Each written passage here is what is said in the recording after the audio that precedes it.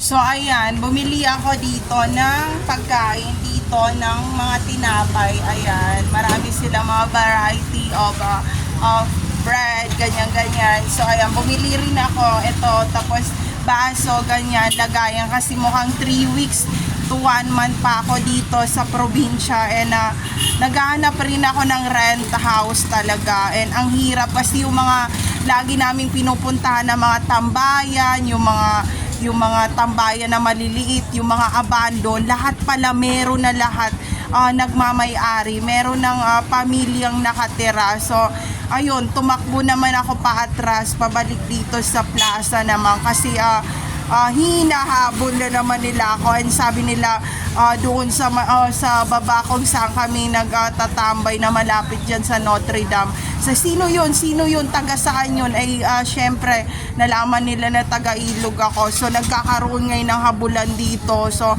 kung hinahabol kayo, tumakbo kayo kasi mahirap mag-aaral ng elementary, high school, and college dito. Araw-araw may habulan. Pagdating ng alas 5 ng hapon yan, maraming batang mga tambay ang tripping talaga. So yan yung view nung pinasunog nila. Tingnan yung pinasunog nila yung palengke. Palengke yan ng ukay-ukay yan eh. Palengke ng ukay-ukay sa taas. Ang nangyayari dyan, tapos meron ditong tao na parang pinapagawa niya yung taas ngayon ng building ng palengke. Ang mangyayari niyan, pag yung may-ari ng establishment or yung godfather nila or yung mga ninuno nila o yung mga lolo-lola nila ay namatay na, pati yung mga business nila dito sa palengke, kailangan na nilang ligpitin at lumayas na sila dito, and they move in other villages or other country as much at they can get all their family, kasi kumbaga may mangyayaring hindi maganda sa pamilya nila. So ayun, kaya ako hindi na pinapabalik dito kasi wala na yung lolo ko, lola ko, lahat sila wala na dito. But hindi ako pwedeng umalis na hindi ko makuha ang mga Form 137 ko, kasi meron nang nauna sa akin. Sinabi nung nandun sa school, may nauna na parang nagbabounty siya na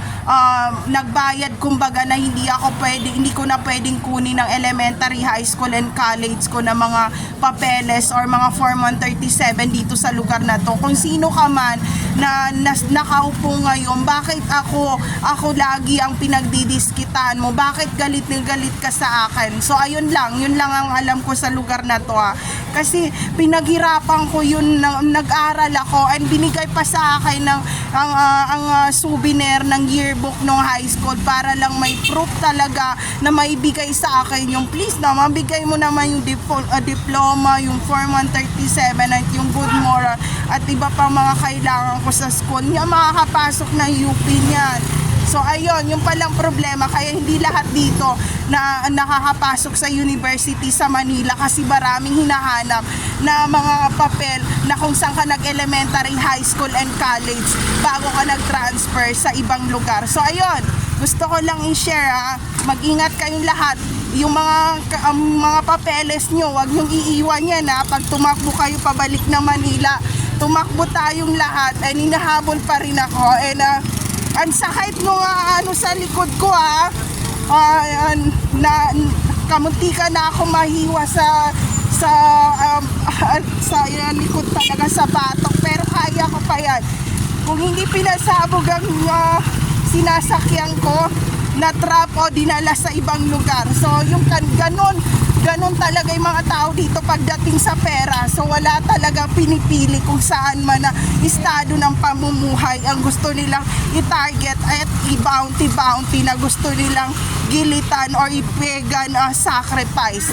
So ayun lang, pabalik na ako sa hotel.